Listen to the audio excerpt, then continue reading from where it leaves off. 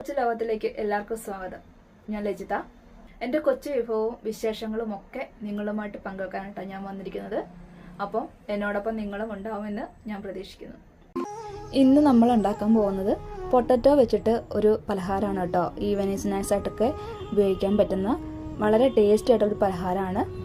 അതിനായിട്ട് ഒരു വലിയ പൊട്ടാറ്റോ എടുത്തിട്ട് ഇതുപോലെ ഒന്ന് ചെറിയ പീസുകളായിട്ട് കട്ട് ചെയ്തെടുക്കുന്നുണ്ട്, വളരെ കനം കുറഞ്ഞ രീതിക്ക്.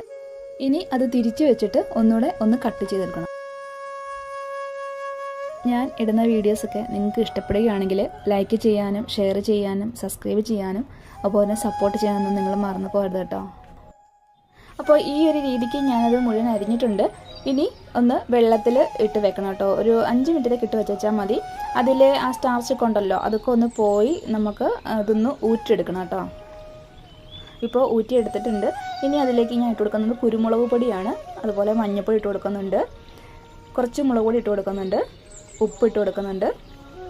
ഇനി ഇടുന്നത് കോൺ സ്റ്റാർച്ചാണ് കേട്ടോ. എന്നിട്ട് എല്ലാം കൂടെ നല്ലവണ്ണം ഒന്ന് മിക്സാക്കി എടുക്കണം. അങ്ങനെ നല്ലപോലെ എല്ലാം മിക്സാക്കി എടുത്തതിന് ശേഷം ഒരു പാൻ അടുപ്പിലേക്ക് വെച്ചിട്ട് അതിലേക്ക് ആവശ്യത്തിന് ഓയിൽ ഒഴിച്ചു കൊടുത്തിട്ട് ഇതുപോലെ ഒന്ന് ചെറുതായിട്ട് ഉരുട്ടിയിട്ട് നമുക്ക് എണ്ണയിലേക്ക് ഇട്ട് കൊടുക്കാം കേട്ടോ. അപ്പോൾ ബാക്കിയും കൂടെ ഞാൻ അങ്ങനെ ഇട്ട് കൊടുക്കുകയാണ്. അതുപോലെ ഇത് നമ്മൾ ഫ്രൈ ചെയ്തെടുക്കുന്ന സമയത്ത് തീ എപ്പോഴും ഒരു മീഡിയം ലെവലിലായിരിക്കണം. ഇടയ്ക്ക് ഇതുപോലെ ഒന്ന് തിരിച്ചു മറിച്ചൊക്കെ ഇട്ട് കൊടുക്കണം കേട്ടോ.